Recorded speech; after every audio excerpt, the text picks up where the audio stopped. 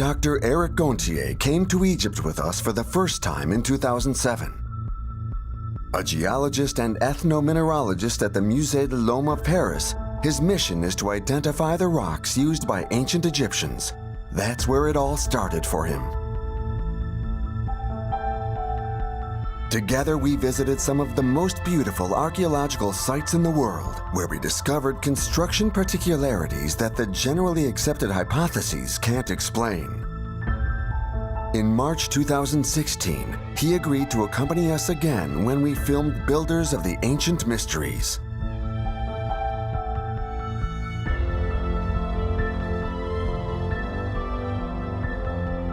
This time he requested more precise measuring equipment, exactly what was needed to quantify our observations.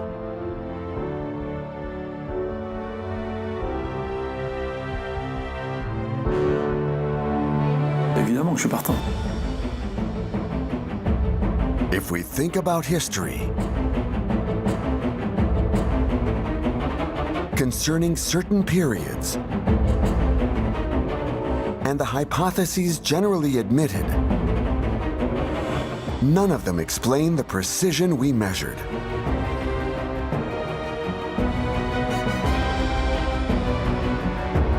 That's what you will see in this documentary. This is how and why we proceeded, aiming to verify what our intuition suggested.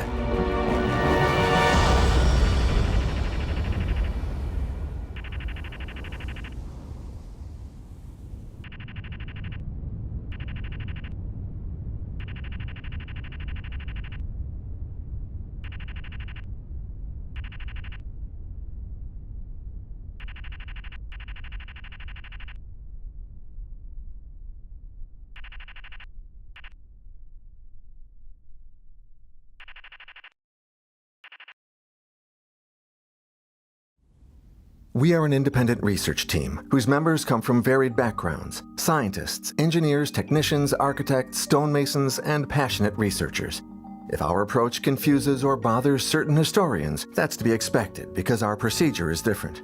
We chose to somewhat distance ourselves from the models imposed by history because we noticed that its memory is not always reliable, and worse, that it can influence our outlook. Let's take the Great Pyramid as an example.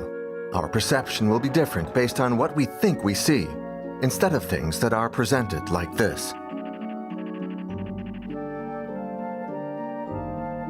Or something like this.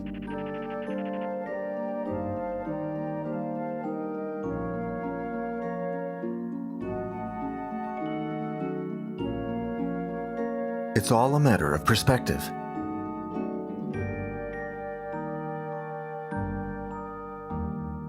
Let's start with what history tells us about our species.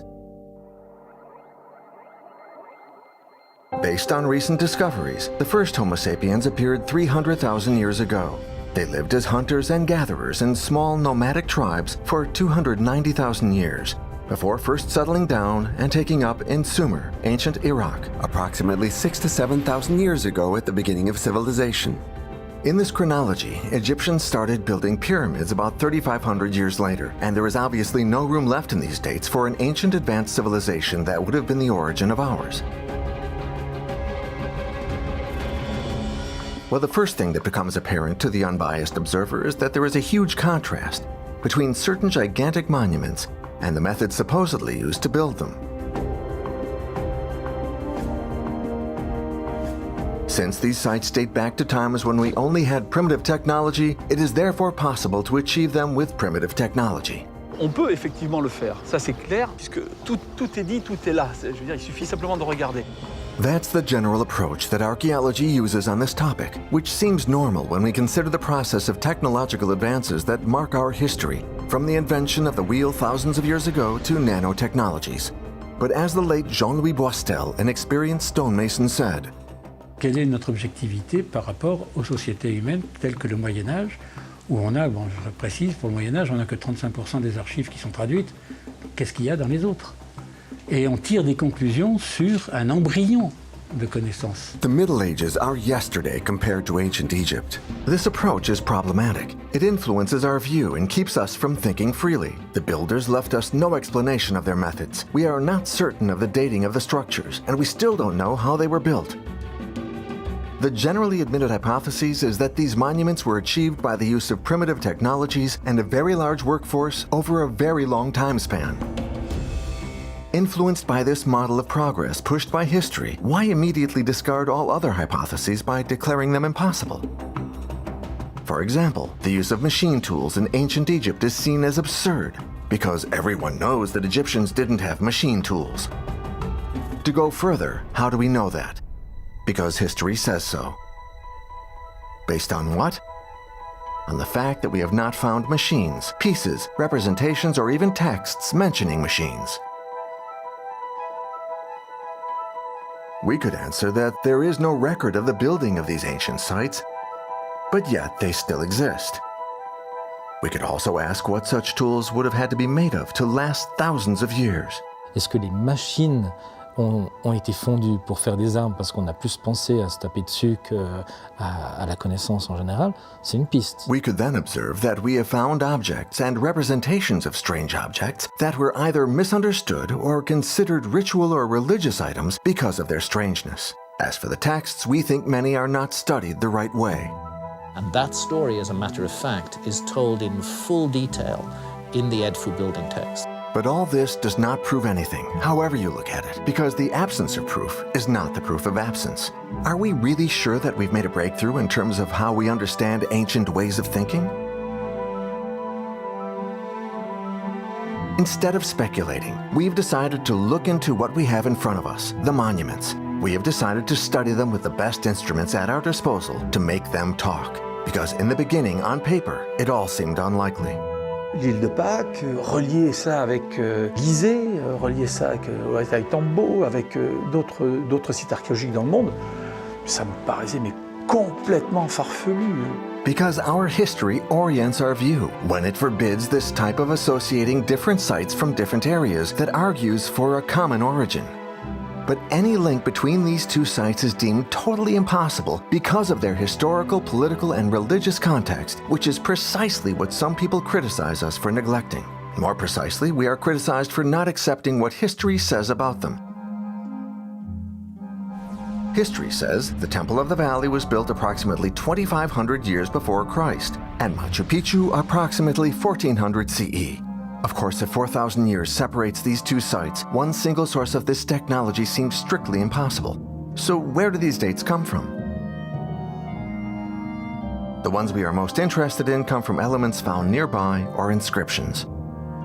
Since it's almost impossible to date the carving of a stone, we date bones or other organic matter or known objects found on the sites. Humans have the unfortunate habit of always rebuilding on the same site. This complicates research since it is impossible to dig deeper without damaging the sites. What percentage of the actual total amount of existing objects is represented by those we have found? We don't know. So what is left? Once again, what we have found. At Machu Picchu, we can clearly distinguish two styles. This one and this one. A fact that some people explain this way. Il ne faut pas confondre la fonction de certaines structures, de certains espaces, comme par exemple les temples et les palais, et à différence, ces structures plus fonctionnelles, comme par exemple une maison. Archaeology says that this site would have been active for only a century. Very damaged in some areas, it would have endured earthquakes that would have destroyed or damaged blocks of the sacred structures that were nevertheless not restored identically. How can that be explained? Let's dare to ask, what if this part of Machu Picchu is much older than the rest of the constructions dating back to the 15th century? How can we know that? Thanks to new technologies and non-destructive methods that are increasingly powerful and reveal what is still buried under sites, because as we've shown in the previous films, this same difference of styles is observed elsewhere on the planet. We can observe this same phenomena of the use of different technologies in numerous ancient sites. Archaeology explains it by the fact that such differences are inherent in Homo sapiens. Everywhere there have been people, they did the same things. That includes the use of stone blocks weighing several dozens of tons and the strange handbags represented in Göbekli Tepe, Sumer, and in Peru. These populations would have started with the most complicated and durable method, assembling complexly shaped stone blocks with no cement, held together by nothing but the precision with which they were cut. Then this technology was slowly lost, and people ended up building in easier and less durable ways. Egypt as a whole seems to go against the idea of linear progress. Remember the words of the American engineer Chris Dunn. And then you follow the progress of that civilization over 3,000 years, and it ends up they're still using the same tools that they started with. That doesn't make sense. That paradox is hard to explain. C'était courant chez eux de soulever des poids énormes. Et je dirais c'était courant sur le monde entier, à cette même époque, d'avoir des pierres gigantesques. La seule chose qui me surprend aujourd'hui, c'est plutôt qu'est-ce qui s'est passé pour que nous ayons perdu cette masse de connaissances. Good question. Either humans at different times in history always end up losing their knowledge, or the same cause has produced the same effects everywhere, but we can't see that because of the dating. Another way of dating these sites is done by the inscriptions found when they are available. For example, the Serapeum of Saqqara goes back to the 18th Egyptian dynasty around 1500 BCE. Its 22 granite tanks contain the mummies of sacred bulls.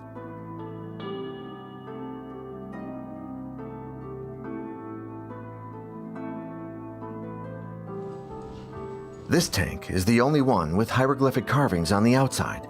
But when you look closer, the work is very imprecise and poorly done. It's hard to conceive that the same people who crafted these tanks with such care could be satisfied with such flimsy engravings. However, these engravings have determined the dating and the function of these tanks. L'intérieur est découpé parfaitement droit, avec des angles quasi parfaits. Et ça, autant dans le sol que les murs de la cuve. C'est une prouesse absolument incroyable. Let's take a second example of dating by inscriptions. The caves of Barabar and Nagarjuni in India, where even more than in the Serapeum, the level of precision is astounding.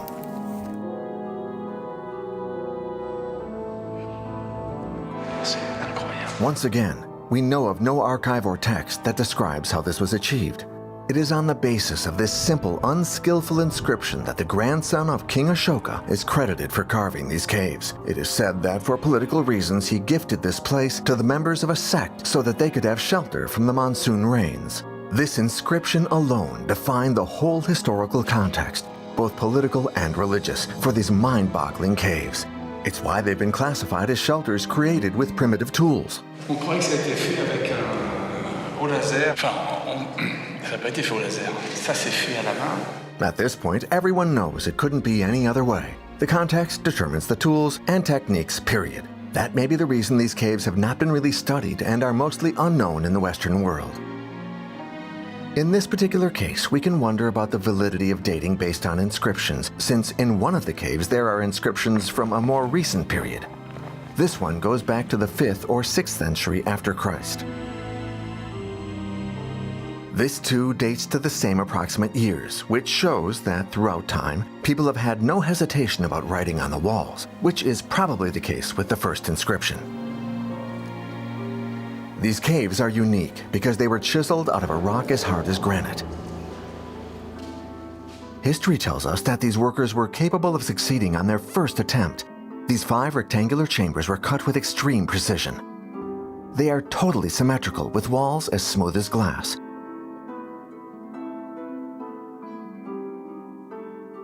And the day after this was achieved, no one was ever capable of doing it again.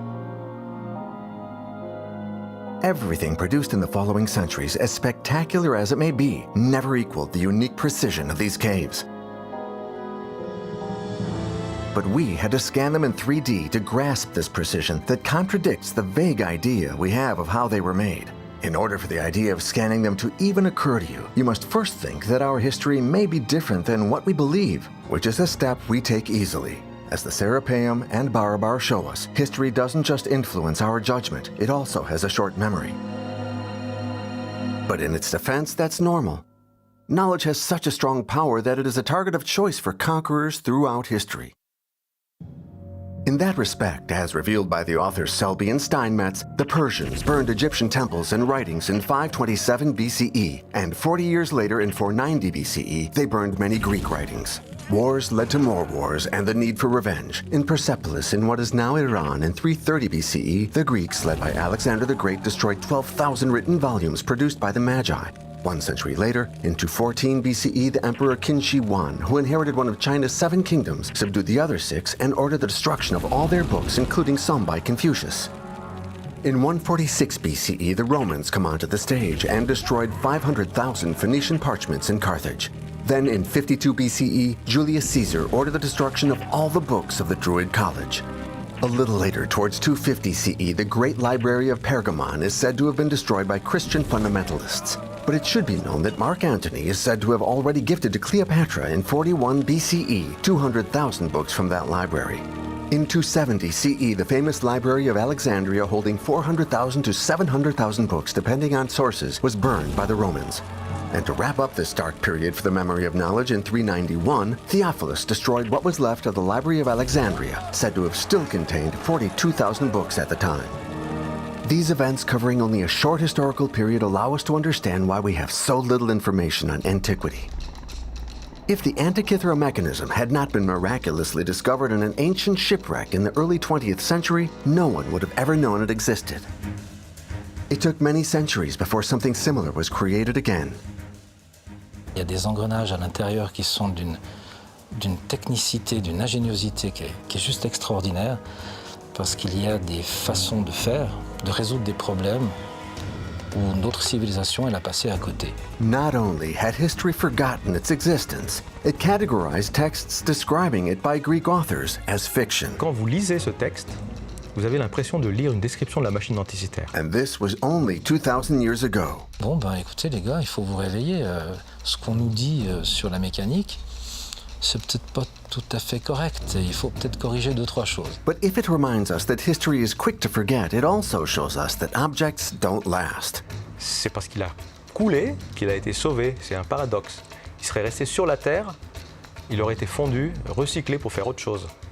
C'était la loi pour tous les objets métalliques qui ne servaient pas à partir d'un certain moment. Il y a un tas de choses qu'aujourd'hui on ne ferait plus, qui sont dans la machine denticitaire. Ce n'est pas seulement un mécanisme avec des engrenages, il y a toute une philosophie qui sort de ces engrenages pour dire voilà comment on voit le temps, comment on le calcule, mais comment on respecte les gens qui ont amené toutes ces connaissances.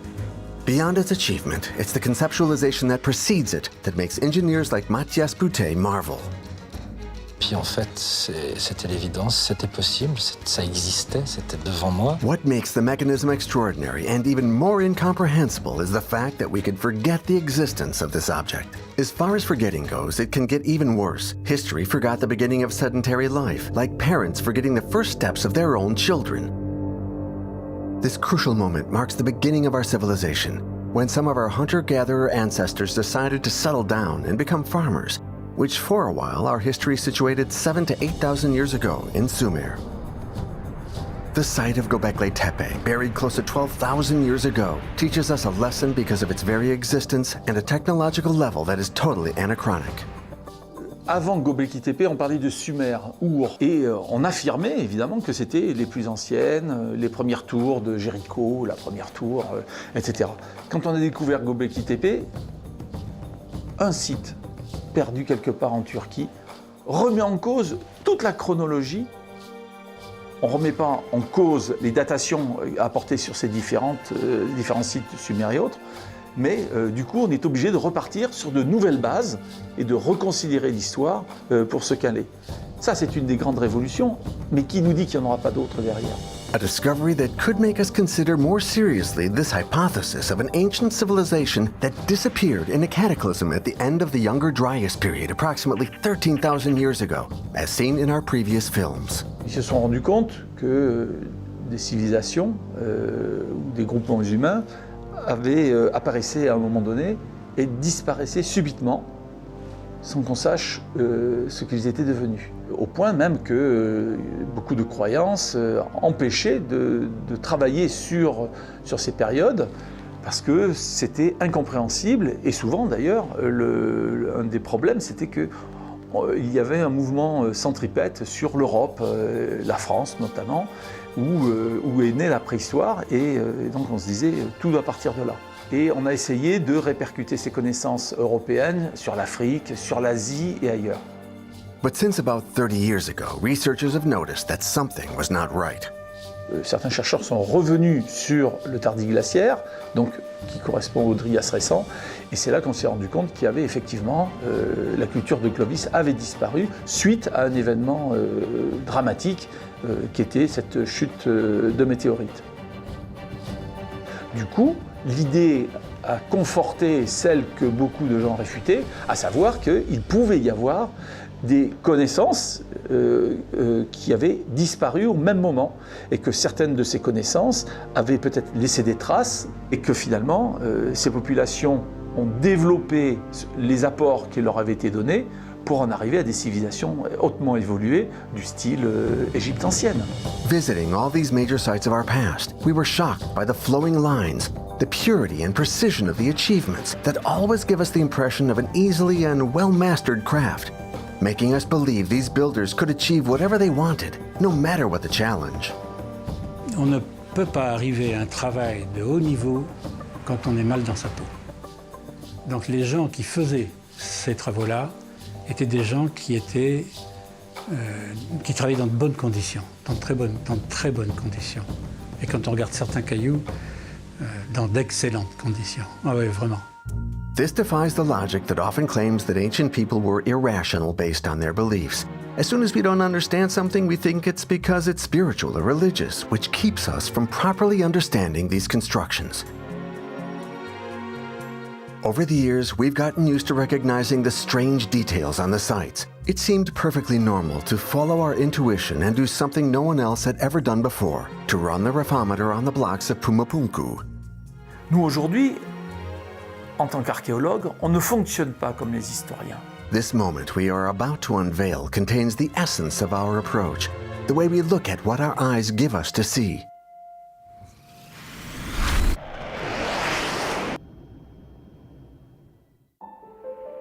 We reach the plateau of Tiwanaku in Bolivia at an altitude of 4,000 meters. Ça, je voudrais voir. Quand le tournage s'est déroulé à Pumapunku, en me baladant à l'intérieur du site, donc j'ai eu le loisir de pouvoir observer les différents blocs et de grès et d'andésite. Oh, c'est pas possible. Le travail. Et dans ma tête, c'était plus grand que ça, tu vois, mais ça reste quand même colossal. Moi, je suis persuadé que tout ce qu'on voit ici a été poli pratiquement avec du grès. Eric always tries to explain the work with ancient stone cutting techniques that are the simplest. After observing on his first round, La surface peut être préparée grès ou contre d'autres matériaux. C'est du temps de travail énorme, mais le résultat, il est au top. Il est au top. Ça, on peut l'obtenir avec des petits éclats de roches assez plats, un peu d'abrasif.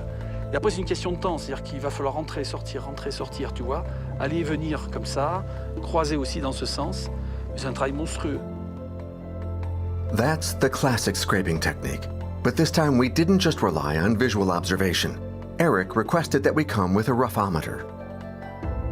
Voilà, le bras recule tout doucement. Avec ce bras qui est ici, c'est lui qui va nous dessiner le transect, c'est-à-dire suivant une ligne droite, tous les reliefs qui existent sur une roche. This is necessary to quantify the precision. Je vais essayer de trouver la surface la plus intéressante. Alors c'est formidable parce qu'on voit des pics assez importants par endroit.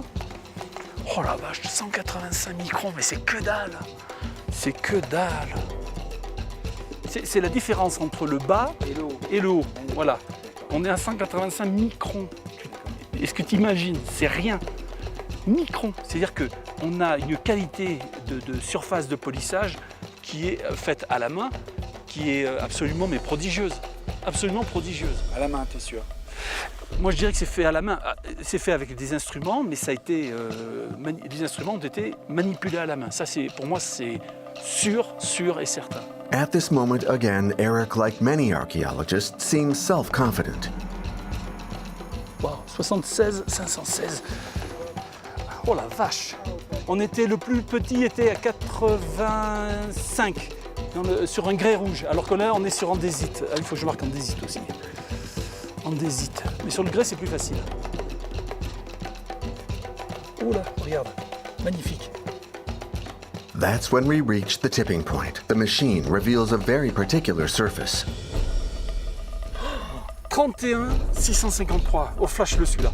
31 653. Et quand on a commencé à poser le rugosimètre, la pointe de diamant glissait sur la surface et a commencé à nous donner des chiffres auxquels on ne s'attendait absolument pas. Absorbed by his measurements, he doesn't immediately realize the implications. Non, ce que je veux simplement démontrer aussi, c'est que l'homme est intelligent. Il est capable de réaliser des prouesses absolument colossales. If it is possible to achieve using abrasive techniques, it gets harder on the internal sides of the block, where they are just as smooth as the external sides and with very precise angles. Pour arriver à travailler les faces extérieures, ça c'est très facile. On a des systèmes de découpe, ça peut être avec des scies, avec des fils, on peut tout imaginer. Voilà, on n'a pas les preuves, mais tout est imaginable. En revanche, plus on s'enfonce à l'intérieur des reliefs, là, plus ça devient compliqué. Et ce qui est entre autres le plus compliqué, c'est d'arriver, toujours pareil, dans le fond des angles qui sont en négatif. Et ensuite, de descendre encore plus profond à l'intérieur du matériau, qui lui-même est encore redescendu en relief, et une fois, deux fois, trois fois. Et ce procédé va demander la création ou l'imagination d'un outillage qui permettrait de descendre à l'intérieur. Et puis quand on descend encore plus loin, idem, il va falloir changer de matériel, toujours pour garder les parties, les côtés parfaitement droits, les arêtes vives et les angles à 90 degrés. While shooting in Pumapunku, someone on our team made another discovery. The H-blocks are exactly 1 meter high. 2 German archaeologists noted the same fact back in 1892, but it went completely unnoticed. With the help of a rangefinder, using a laser to measure, Eric measured different parts of the blocks. J'avais meilleure mesure tout à l'heure, j'avais 999, là j'ai 0,994. Moi ce que je peux dire pour l'instant, je suis surpris, mais je voudrais bien avoir une deuxième mesure pour confirmer. We're going to measure another block that is in perfect condition, but somewhat inaccessible. 1 mètre pile. 1 mètre pile. Eric is somewhat embarrassed. He cannot explain it. He hesitates, searches for words, then suddenly says, Moi je ne fais pas un calcul mathématique, j'observe simplement les moyennes de ces mesures. Elles sont extrêmement proches. C'est à croire qu'on a travaillé ici avec un outillage mécanique.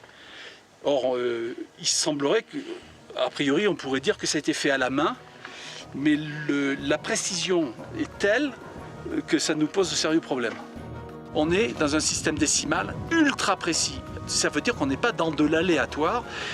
On peut presque dire que les blocs ont été même préfabriqués. C'est-à-dire qu'on a imposé un modèle et que tous les blocs ont été alignés sur ce modèle.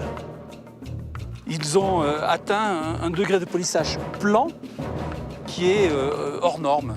Aujourd'hui, on obtiendrait ça uniquement avec une mécanique assez puissante à base de laser et d'appareils mécaniques rotatifs de très très haute précision. The problem is not only achieving such flat surfaces, even in the angles, but that the dimensions are identical from one block to another. Et ce sont des mesures extrêmement précises. Et on se dit que ajouter à la difficulté de pouvoir obtenir des formes simples, apparemment simples, eh bien, s'ajoute aussi la nécessité d'obtenir à plusieurs reprises, sur les mêmes blocs, des mesures de 1 mètre. Donc ça complique encore le système de fabrication. We have no hypotheses on how these blocks were made, only vague ideas resulting from visual observations, like Eric made on the first day. With the refometer and the rangefinder, even while he admits that it's an enormous job, Eric mentions copper tools and abrasive stone. Tu reprends, etc. But after measuring all the sizes and surfaces, his outlook is totally different. These measurements showed us something we hadn't noticed. A standardized production of complex shapes, carved in andesite, a rock that is as hard as tempered steel, and with a surface as flat as modern concrete. Given these results, these must have been done with something more than the copper and abrasive tools. He hesitates to talk about it. Questioning the current standard hypotheses is a hard pill to swallow. Pour être honnête, au départ, je me suis dit non, on ne peut pas parler de ça. Ça engendre trop de choses bizarres, trop particulières. Et on va m'attaquer en me disant bah oui, mais c'est un parti pris, tu as choisi les meilleurs côtés, tu as choisi le bloc, tu as choisi, etc. Il y a une manipulation derrière, et ce qui n'est pas du tout le cas. Ce système métrique, à supposer qu'il s'appelle le mètre à l'époque, peu importe. Pourquoi? We are going to talk about the metric system again, but before that, why are we the first to be so closely interested in the details of these blocks? Probably because history makes this useless. We don't know how these blocks were made, but we are certain it was with primitive tools. That's a constant that makes this situation almost grotesque. How could we formulate a hypothesis on the way the rocks were cut based on partial information? These details are so important that once known, they are precisely what makes Eric change his mind, and not the other way around. To measure is one thing, but to be able to explain how this was achieved is another. To better understand the difficulties of carving rocks, you must know their level of hardness. Alors un certain monsieur Moss a créé une échelle relative de dureté chez les minéraux. Cette échelle relative va de 1, le talc, jusqu'à 10, le diamant. Ici j'ai un diamant noir. La dureté est mesurée simplement par l'effet de rayure d'un corps sur un autre. A harder rock can scratch a softer one, but it doesn't work the other way around. If you take granite or andesite, which are at hardness level 7, copper is at 3 and can't scratch or pierce them. Il y a une grande affirmation archéologique qui est que les Égyptiens n'avaient pas les métaux qu'il fallait pour tailler. Moi je dirais qu'ils n'en avaient pas parce que nous n'en avons pas trouvé. Alors dans l'Antiquité, moi je témoigne avec tous mes collègues tailleurs de pierre avec qui nous avons discuté, surtout ceux qui connaissent bien l'Égypte et qui ont travaillé là-bas, qui font de l'archéologie égyptienne. Non, les granites égyptiens n'ont pas pu être taillés avec des cailloux ou avec des outils en cuivre. Il fallait, au moins pour la plupart des sculptures et des statues qui sont hyper finies, il fallait des outils en métal. Alors quel type d'alliage, quel type de pureté, quel type de trempe, que sont devenus ces outils? Regardez les outils médiévaux, on en trouve très peu, ils sont rares, très rares. Et les outils de taille de pierre du 19e et 18e, ils sont encore très rares. Alors dans l'Antiquité, où le métal coûtait cher, très cher, il n'y en avait pas beaucoup, le peu qu'il y avait, il ne pouvait pas traîner. Hein. The andesite of Pumapunku is between 6.5 and 7 on the hardness scale, almost the same level as the tempered steel that is necessary to carve it. Otherwise, you must abrade it, and that is exactly the problem Eric is looking at, faced with the repetition of the same dimensions from one block to another. Contrary to what some people say, we never oppose the idea that it is possible to cut hard rocks with a copper blade and abrasive. Si les blocs sont légèrement arrondis ou cintrés, si on essaie de rectifier avec une lame de scie à travers, qu'est-ce qui va se passer? La lame de scie va se cintrer elle aussi. Et en se cintrant, elle va casser son axe ou elle va se déchirer à l'intérieur et on ne pourra même plus la sortir. Donc ça, c'est même pas envisageable. The question is not whether or not cutting hard rock is possible, but rather whether or not it's possible to cut all sides of a several-ton block with such precision. L'archéologie n'a révélé la présence que de cuivre, de marteau, d'un outillage assez rudimentaire. On a retrouvé beaucoup de percuteurs en pierre, en revanche, sur les sites des carrières. Mais on se demande quand même si c'est raisonnable de penser que de telles œuvres, les statues monumentales avec une précision comme celle qu'on a déjà décrite, ces ajustages bloc par bloc, ces figures polygonales qui apparaissent sur les murs, est-ce que ça peut être réalisé avec de simples percuteurs en pierre?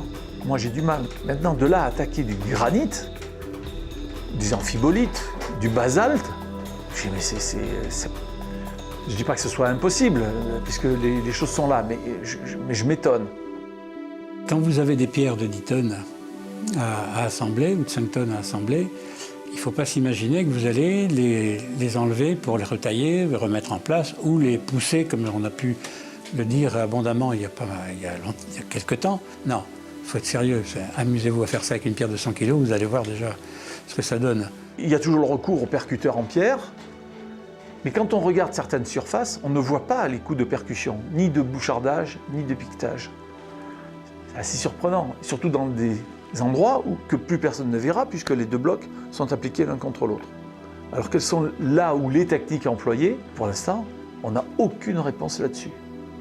Aucune réponse là-dessus. There is a big gap between observation and the rare hypotheses that were never actually put to the test. Alors il y a eu des expériences qui ont été faites par des archéologues, on les voit tailler avec des cailloux. On les voit prendre un morceau de granit et puis, ou une pierre un peu plus dure et puis tailler. Bon, oui, on peut toujours faire des éclats. On voit sur ce document un archéologue qui fait un œil. Très bien, c'est un œil, mais c'est un œil grossier, c'est un œil, je dirais, préhistorique. À côté, il y a des statues en granit, à Assouan, où on voit des yeux qui ont des paupières de 2 mm, qui ont une finesse et qui se perdent dans la pierre avec une très, très grande finesse dans l'arête. Vous ne faites pas ça avec une pierre. Vous ne pouvez le faire qu'avec un outil. But since history says so, it must have been done with primitive tools, like these. Or more precisely, Pour le cyclopéen, c'est beaucoup plus dur, parce qu'il faut être hyper rigoureux. Alors, ça nécessite un appareillage tracé. Il est impossible et impensable qu'il ne l'ait pas fait sans épure. C'est pas possible. as Jean-Louis Boistel noted, to build you need a blueprint. That is even more true with the Great Pyramid, given its size, even if Egyptology claimed for a long time that it was not. Here, like in Pumapunku, if your eyes are not trained to see the precision, if you follow the reconstitution of workers at the times the pyramids were built, you can easily confirm the idea that with thousands of dedicated workers, it could be achieved in 20 to 25 years. To just pile up the rocks on top of each other with no guarantee they will hold in place, that doesn't work for the building of the Great Pyramid. Remember, this article from a previous film said that it would take 80 trucks a day, 5 days a week over 12 years just to fill up a quarry with the volume of stone comparable to the Great Pyramid. Une chose qui est fortement dérangeante pour moi et peut-être même pour d'autres, c'est de penser que l'ancienne Égypte démarre brusquement. Et c'est quelque chose d'acquis, tout est déjà su, et il n'y avait qu'à se mettre au travail, et puis on construit des pyramides, on construit des temples colossaux. Voilà, c'est normal, c'est normal. Toute l'ancienne Égypte, apparemment, ne sont que des innovations, à tout point de vue. Tout était compris dès le départ. C'est quand même bizarre ça, c'est quand même curieux, ça laisse un peu pantois quand on y réfléchit. Ça laisse peut-être aussi entendre qu'il y a eu, avant eux, des groupements humains, bon, d'accord, mais qu'il y a peut-être eu aussi des connaissances autres, peut-être plus évoluées encore que l'Égypte, mais qui ont disparu. For Egyptology, the Great Pyramid is either the tomb of King Khufu or his cenotaph, built in 25 years during the 4th dynasty, although no one seems to agree on when his reign began or how long it lasted. Tomb or cenotaph, it's a little confusing, so let's specify that a tomb contains a body, where a cenotaph is a sort of monument to the dead without a body. This hesitation comes from the fact that no actual body was ever found in the Great Pyramid, nor in any pyramid of the first dynasties, which some Egyptologists explain by looting, whereas for others these are only symbolic monuments. Remember this old controversy reported by Pliny the Elder mentioned in the previous films? The 12 authors who disagreed on the function of these pyramids. History only remembers the writings of the Greek Herodotus, once considered the father of history, who first said 2,000 years after the supposed date of its building, the Great Pyramid was the tomb of Khufu. Today, Egyptology is distancing itself from this theory, but unfortunately none of the other 11 writings remain. This is another reminder that history is based on sources, and in this case, they're no longer in existence. The result is a biased view based on the thinking of these ancient authors, an assumption that it was always thought that the Great Pyramid was a tomb, but that is now questioned by various researchers. Based on older compiled writings, the historian Abu Saliman al-Kabi reports that in the past scientists posited 4 possible functions for the pyramids of Giza: astronomical observation, tombs, storage of goods and knowledge, or disaster shelters. He explains that Muslim scholars only consider 2 functions: astronomical observation and depositories of knowledge. The scholar Al-Sayyudi attributes them to a very remote past, arguing if they were built in our times, the knowledge necessary for its construction would still be known to man. For classic Muslim historians in general, the origins of Egyptian civilization go back much further in time than what Western historians claim. If we do not have Egyptian writings explaining the use of the pyramids, and Herodotus' claims are wrong, on what basis can we conclude that the Great Pyramid was Khufu's tomb? That hypothesis is getting harder to maintain. First, the name Khufu is written inside the Great Pyramid on the blocks inside a closed space above the pharaoh's chamber. The inscriptions are poorly inscribed with red ink, and we have not yet been able to see them from close up. There is a controversy around their authenticity. The only way to resolve it would be to date the organic material inside the ink. German archaeologists from the University of Dresden did that in 2013, but not in a legal way, so the Egyptology community rejected the results. Still, in 2013, Pierre Tallet's team found the Merer Papyrus, the logbook of a foreman at the time of Khufu, describing the process of transporting the limestone from the quarry in Tura to Giza. This very particular limestone, denser and finer than the brown limestone that is found at the center of the Great Pyramid, was used on its exterior cladding, and also on the medium pyramid, as well as elsewhere on the site. Objectively, even if Khufu's name is mentioned in the papyrus, just like in the red inscriptions, nothing proves that this is a tomb. Tomb or not, what is the importance of that question? If it's a tomb, it must have been constructed during the reign of Khufu, in only 20 to 25 years. And it keeps us from looking beyond the function of a tomb, not considering any of its particularities. Because as stated earlier, you don't look at a tomb and an object that has an unknown function in the same way. Historically speaking, the Great Pyramid is part of an ongoing bidding war since the Djoser Step Pyramid, where each pharaoh would outdo the size and complexity of their predecessors to demonstrate their power. Which curiously comes to a halt with Khufu, since the Pyramid of Khafre is smaller than the Great Pyramid, and Menkaura's pyramid is even smaller. If there still is an argument for Khafre's pyramid, built higher up on the plateau, making it look taller, it gets harder to argue for the small one. But that's not the only contradiction. The first Egyptian pyramid would be the Djoser Step Pyramid. Then comes the flat-sided ones, the Pyramid of Meidum, the Bent Pyramid, and the Red Pyramid. Then comes the three from the site at Giza. Then only smaller pyramids are built with bricks, almost all collapsed. Again, we see a pattern where the older constructions are the biggest and most durable. Even though we have scientifically studied the Great Pyramid for more than 200 years, we still don't know how it was built. The image of thousands of workers wearing loincloths under the blazing sun, maneuvering thousands of blocks with ropes and wooden sledges, is deeply rooted in our minds. Même si on a l'impression que les égyptologues croulent sous la documentation, c'est vrai pour certaines époques, mais pour d'autres, comme l'Ancien Empire, on est quand même un peu dans le questionnement en permanence. Finalement, la construction des pyramides, on a bien des idées, mais on n'a aucun texte qui la raconte. For the megalomaniac Khufu, presented as an enthusiastic pyramid builder, all we have is a little statue 7 centimeters high, almost as if he were purposely erased from history. Who can believe that such a construction site could have been organized with no writings?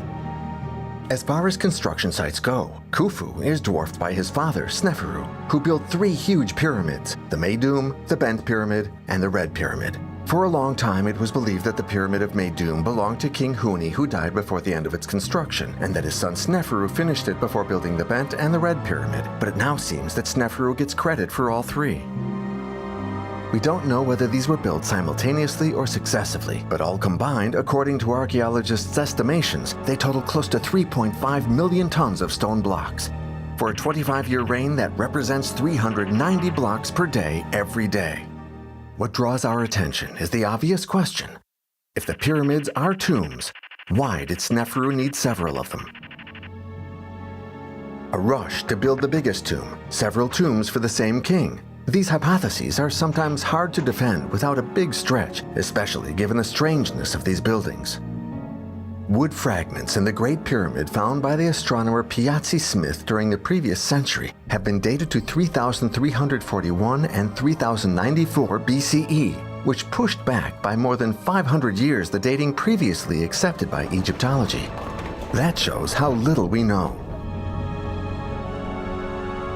We also wonder why 3 of these pyramids are slightly octagonal, the Red Pyramid, the Great Pyramid, and the Small Pyramid, but strangely not the Median Pyramid. No one mentions this, except in these terms. Ce n'est pas du tout une volonté préméditée, c'est un accident tout à fait mineur d'ailleurs, dû à la structure même de ces monuments. In reality, this is impossible, because we would notice cracks everywhere. This would also mean that the other pyramids are octagonal for the same reasons.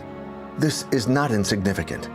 It means they had to alter 90 centimeters at the base of the Great Pyramid, which on 115 meters both ways implies moving each block less than half a degree, and repeating that on each side, and the higher up you go, the smaller the angle gets. As if it were not hard enough to pile up 203 layers of different heights in a single pyramid, making it even harder with the precise cardinal alignments. You should not confuse the two methods for pointing north, which can be achieved at night by aligning a string to a star, or at the equinoxes by observing shadows, with this whole building's orientation that requires constant verifications to achieve only a tiny minimal error of 0.05 degrees for such a big building. That is nothing. To recap, approximately 4,500 years ago, people carved into the bedrock of a plateau an underground chamber 30 meters deep, on top of which was built a 230-meter-side square, with only a 2-centimeter variation, where 140 meters of blocks were piled up by using 2 million blocks of limestone of an average weight of 1.5 tons each, in 203 layers of different heights, forming an 8-sided pyramid, totally centered and aligned with the 4 cardinal points with modern precision. This subterranean chamber is now connected to a narrow hall approximately 1 meter in height by 1 meter wide and 100 meters long, angled at precisely 26 degrees, that connects to another just as narrow hall leading to a 50-meter-long chamber 8.5 meters high, the most spectacular chamber in this pyramid. This chamber leads to an empty room on one side with an empty statue niche, where nothing was ever found, roughly in the middle of the room, but perfectly aligned with the central axis of the pyramid. The top of this chamber leads to an antechamber that has a security system that is totally useless, with another narrow hall leading to a chamber made of granite blocks that weigh between 12 and 70 tons on the ceiling that were transported from 900 kilometers away to build a double square-shaped room that is precisely horizontal and vertical, pierced by 2 narrow tunnels close to 40 meters long, where the only object present is a tank where no mummy was ever found. All this to satisfy the megalomania of a king, done in 20 to 25 years by 2,000 workers with the help of peasants 4 months a year. Based on these observations, it seems rational and safer to admit that history simply forgot how and why this pyramid was built, because nothing, absolutely nothing, proves that this pyramid is a tomb. But if the Great Pyramid is not a tomb, what is it? First, it's a geometrical object with specific proportions, pi and the golden ratio. For example, this dimension divided by this one gives us pi. The visible surface of the Great Pyramid, the 4 sides, divided by the invisible surface or base, gives us the golden ratio. The visible height divided by pi is equal to the total height multiplied by the squared golden ratio, etc. But for Egyptology, since Egyptians didn't know about these numbers, their mere presence is an accident. So you can imagine that bringing up the meter in this context is so surprising that it gets immediately rejected, with the justification that if you work on the numbers, you will always find whatever you want. On le retrouve notamment en Égypte, sur un certain nombre de blocs qui ont été mesurés avec des pointeurs laser comme celui-là, sur lesquels effectivement on retrouvait le mètre. Pourquoi le mètre se retrouve en récurrence sur certains blocs dans une région du monde et dans une autre? This point brought up in the previous films might be the most problematic, because everybody knows the Egyptians knew nothing about metric measurements. Are we really sure? Of course. First, because Egyptians measured in cubits. Second, because the meter was invented in 1795, thousands of years after the Great Pyramid. If the meter was not already determined by our ancestors way before our time, then this is an extraordinary coincidence. Close to 2500 BCE, using a measuring system called the royal cubit, supposed to be the measurement from the elbow to the tip of the fingers of a king, the Egyptians built the highest ancient stone building, 440 cubits wide at its base and 280 cubits high.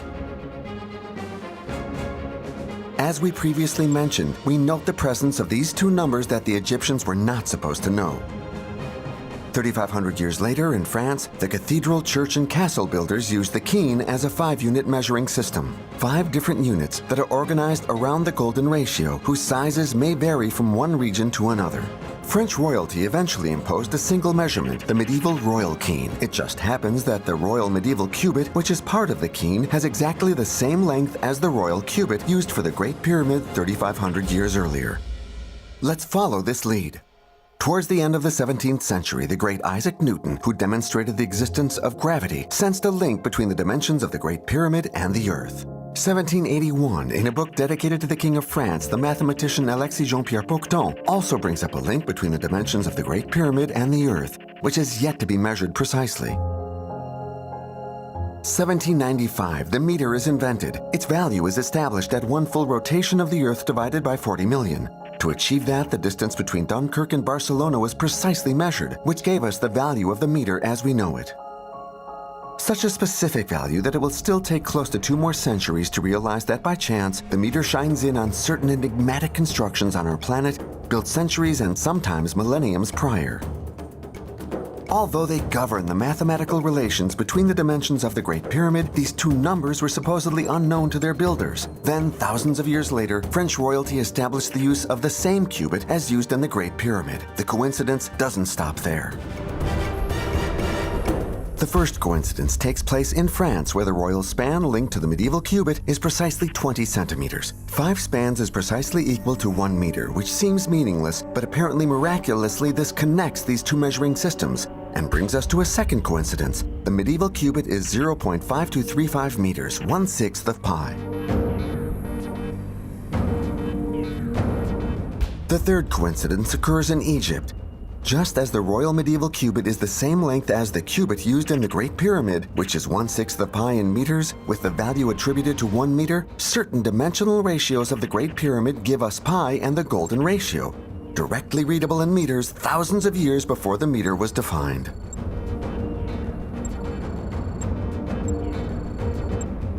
The fourth coincidence occurs this time in Bolivia, with again the value attributed to a meter. 8 shaped blocks on the pre-Inca site of Pumapunku are exactly 1 meter long and 1 meter high, with other measurements that are a whole number ratio of a meter. The fifth coincidence is in Easter Island, related to the Giza Plateau and many other enigmatic sites from the past on the Great Circle, where once again, because of the value given to a meter, the distance between Easter Island and Giza is 10,000 times the golden ratio in kilometers. 100 times pi in meters, 10 times pi in meters, 10,000 times the golden ratio in kilometers. If the size of the Earth were divided by any other number than 40 million, none of this would have ever existed. So what, some people may still ask? To determine the meter, you have to have measured Earth. Who was capable of doing that so long ago? Put all these coincidences together and you get the most enigmatic tomb ever built on the planet. If some people stick to the hypotheses of workers armed with wooden tools, ropes, and miraculous coincidences, we have chosen to not believe anything. Convinced that science will recognize science, we decided to use the latest technology to verify our intuition. Especially when far, very far from Egypt, the choice of the meter produces a sixth coincidence. This time in India, in the cave of Sudama on the site of Barabar. Its dome is 6 meters in diameter with a segment of a sphere 3 meters in radius, with its center at 1 meter above ground. All this because in 1795, we decided to invent the meter and gave it a specific value. That thousands of years later shine a new light on ancient masterpieces of engineering, for which we have no documentation and no memory. Since the royal cubit was transmitted, why not the meter? Maybe miracles do exist, but when they come together in rocks that are so hard, with such precision, it isn't magic anymore. It is science.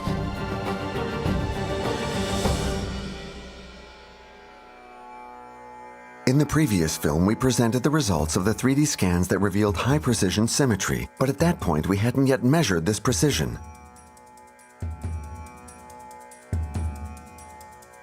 In late February 2020, we filmed the complete debriefing of the analysis of the scans by an engineer from the AGP company, and then went back to Barabar in March to verify what we had missed.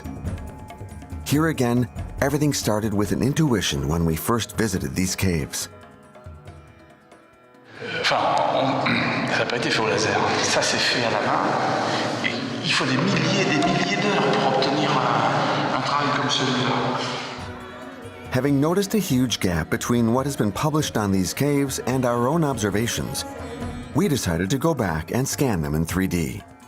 Ouais, un glacé superbe qui est obtenu par un ponçage de la surface qui est très difficile à obtenir avec un ponçage classique avec une roche et de l'eau, mais qu'on peut obtenir plus facilement avec un sable fin abrasif, très très fin.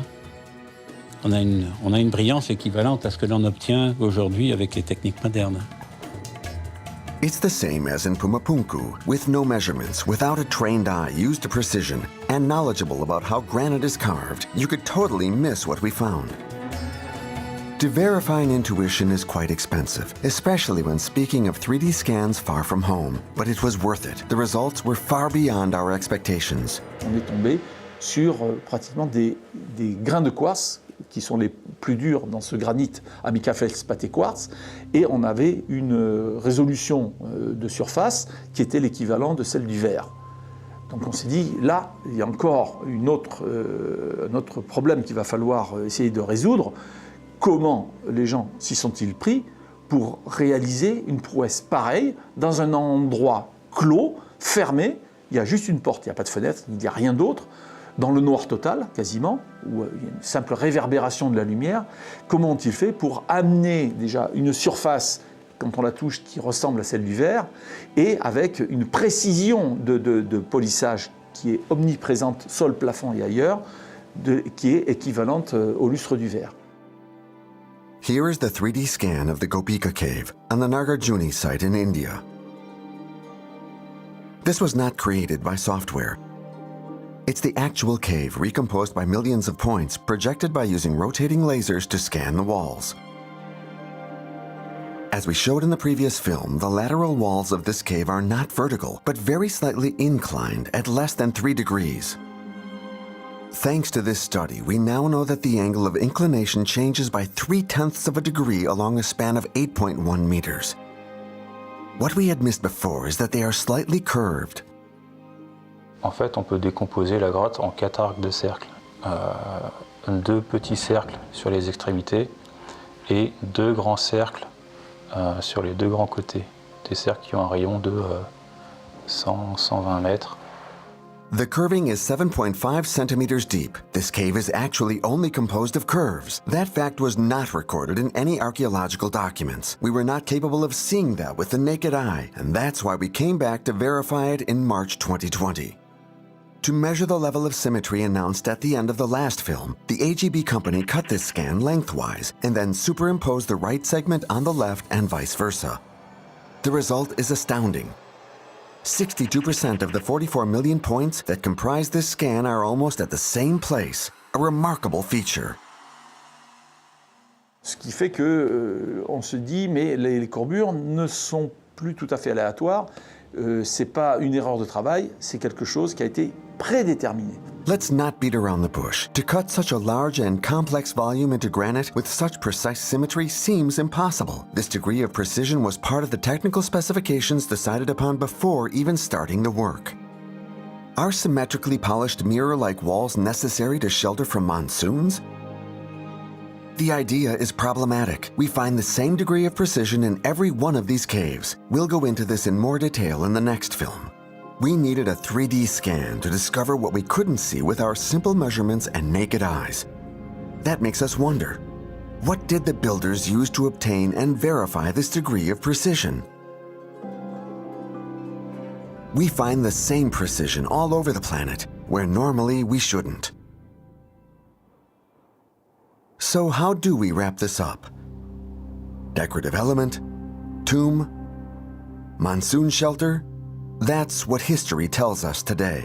On s'aperçoit que l'histoire, elle est écrite par les gens qui gagnent les guerres et pas toujours correcte. Elle est simplement écrite et puis il faut après peut-être faire le ménage. History has marked our minds with the idea that touching it is sacrilegious and can cause extreme reactions from certain historians. But if you needed to build a pyramid or a massive wall, would you call a technician or a historian?